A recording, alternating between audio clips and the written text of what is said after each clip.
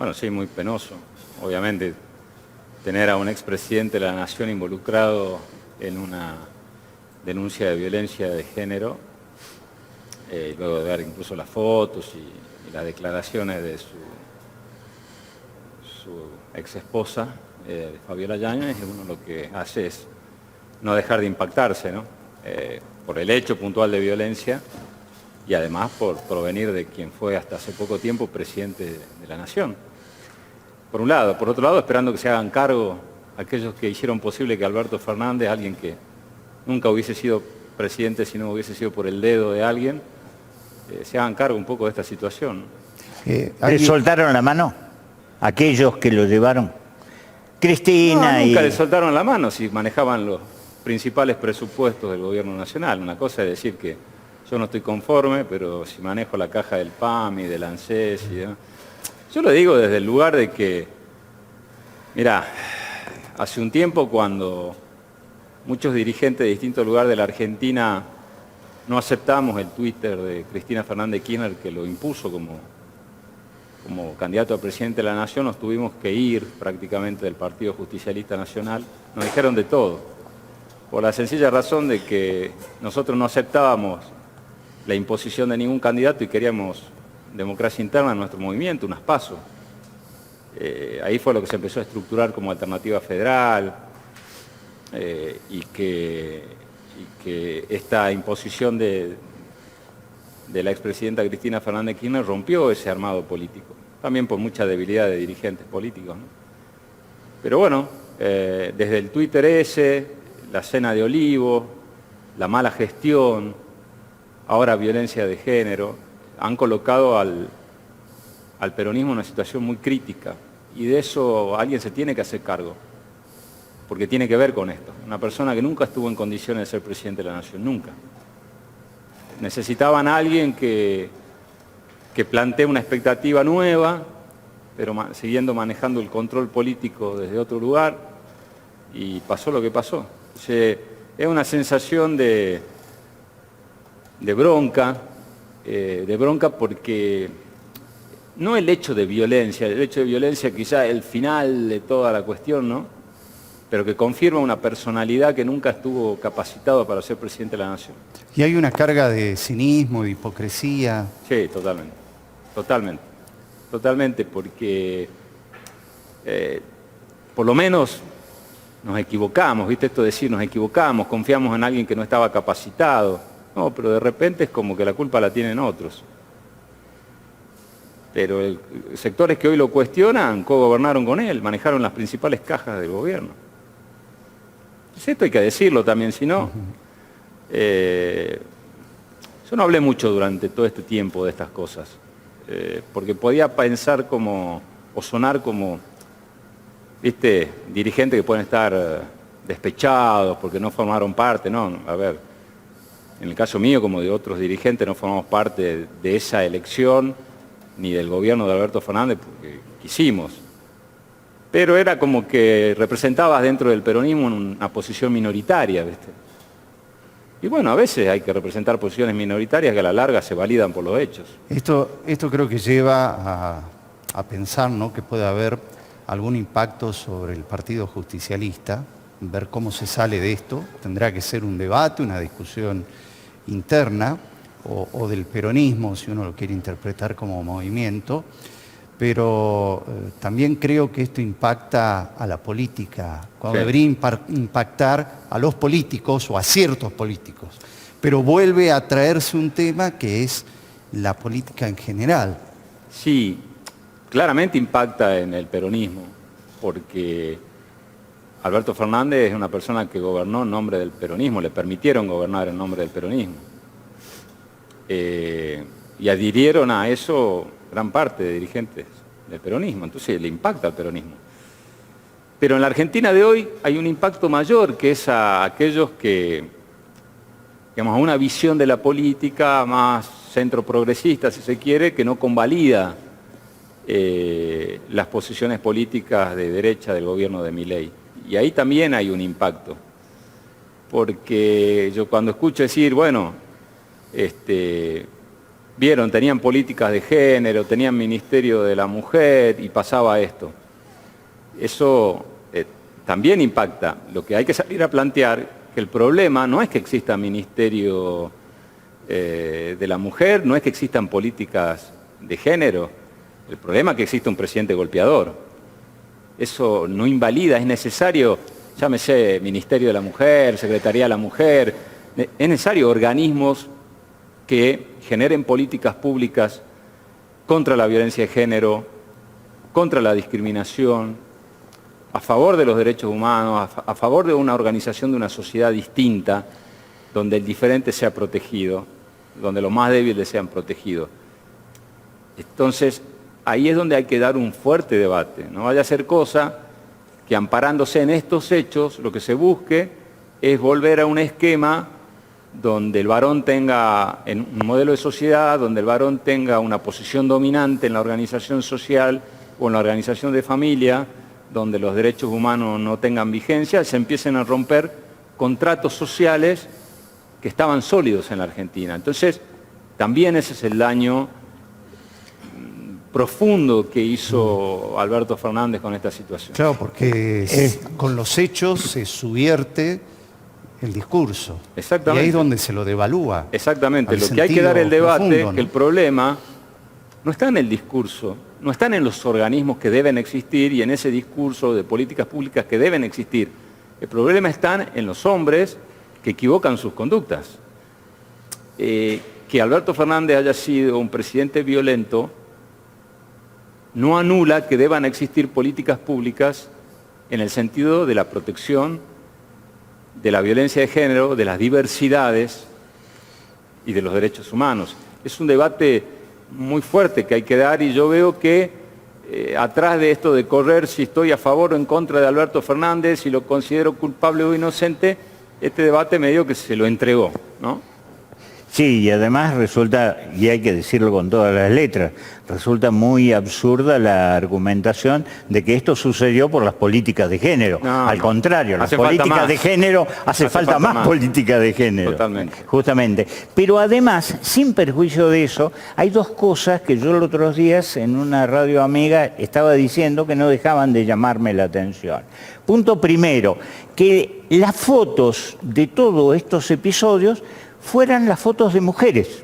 Es decir, por un caso la Fabiola y por el otro caso la chica Pettinato, que también sale un video. Y resulta que el principal responsable no aparecía en la foto, lo cual te lleva también a una agresión a la política de género. En el caso de Fabiola la revictimizás.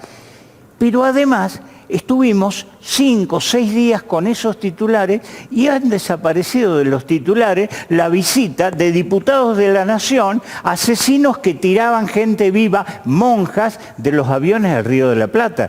Y esto me parece que también merece un debate. Sí, dos cuestiones. Primero, era lógico que si aparece la noticia de un presidente de la Nación golpeador en el mismo lugar donde él vive con su esposa, como es Olivos, tape cualquier noticia. Era lógico que suceda.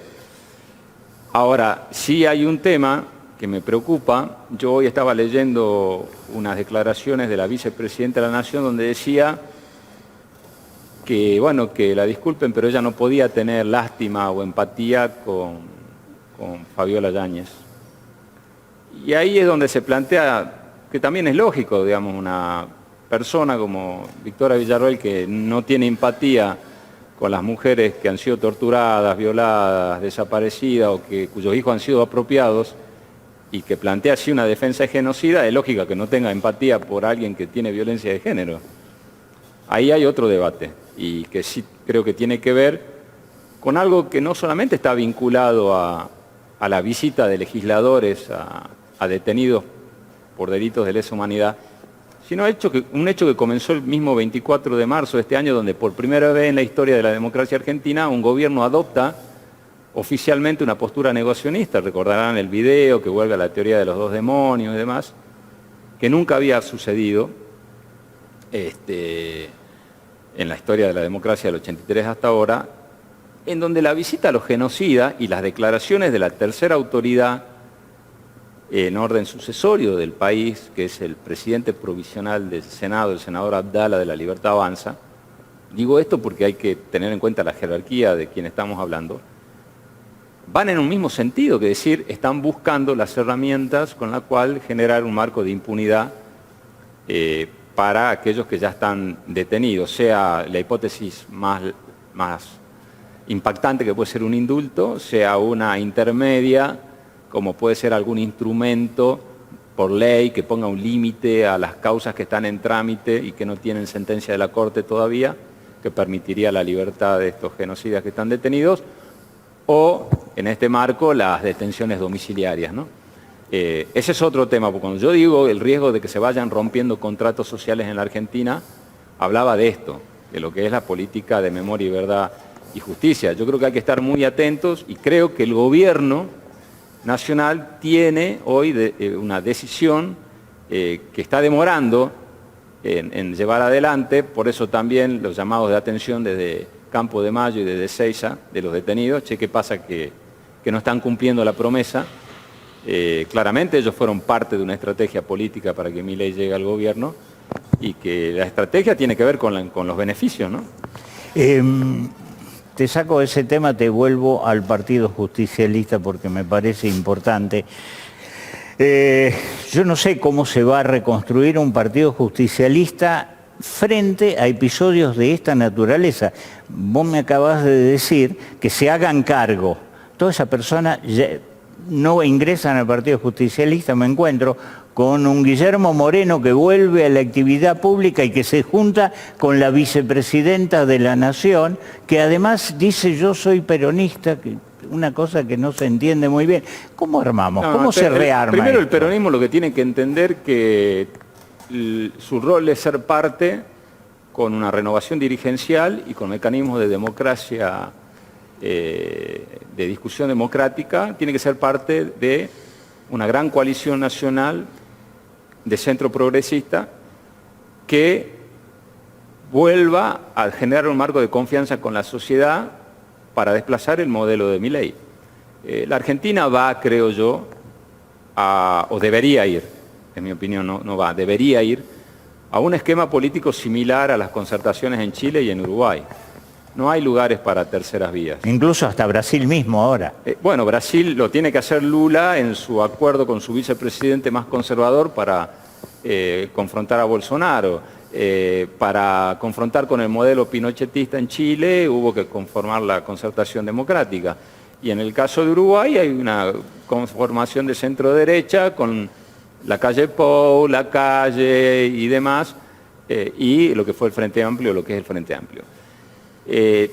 La identidad política del Frente Gobernante hoy es de tal conformación ideológica que no puede confrontar frente a ello un solo partido. Creo que hay que hacer una gran concertación plural donde se utilice la democracia interna como se hace en Chile y en Uruguay para dirimir candidaturas, y el peronismo en ese marco donde tendrá que estar el radicalismo que no adhiere a Milei, el PRO que no adhiere a Milei, el socialismo de Santa Fe, los partidos provinciales, y en ese marco el peronismo buscar nuevas referencias. La elección del año que viene, al ser parlamentaria en distritos provinciales, no hay una candidatura que te unifique, permite eso, permite que se vayan generando nuevos liderazgos en cada uno de los distritos, luego tener una estrategia parlamentaria común, y el tercer punto sería ya la definición de una concertación hacia las elecciones presidenciales del 27. Te escucho decir el peronismo,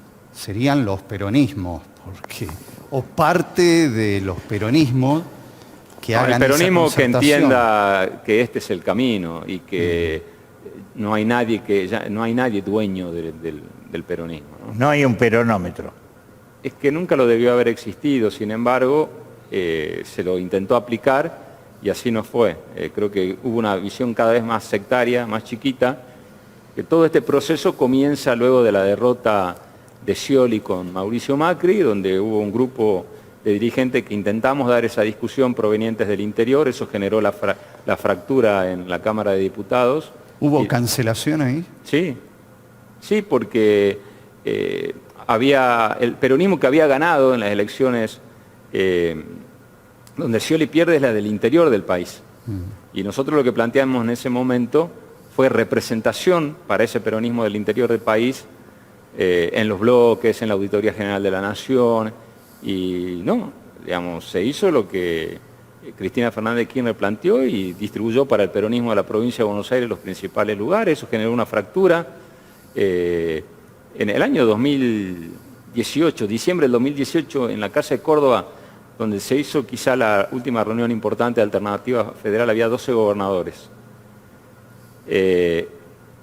A la reacción a eso fue el Twitter de Cristina unos meses después. Eso minó esa construcción política que, de haber tenido supervivencia, hubiese sido otra la historia, pero bueno, hubo mucha debilidad también de dirigentes del peronismo que con ese tuit salieron corriendo a rendir pleitesías, ¿no? Y lo que parecía algo que era un encolumnamiento potente, en los primeros días de gestión ya se vio confrontaciones internas, la vicepresidenta haciendo oposición del presidente, funcionarios que se iban pero no se iban, que criticaban pero manejaban las principales cajas del gobierno. Bueno, todo terminó mal, por eso Milei es presidente, eso hay que decirlo, ¿no? O sea, si no, no estaríamos... La otra cosa que hay que tener es una autocrítica y una lectura de la realidad. Lo de Alberto y la violencia de género ya fue, digamos, la última, si se quiere, pala con tierra, ¿no?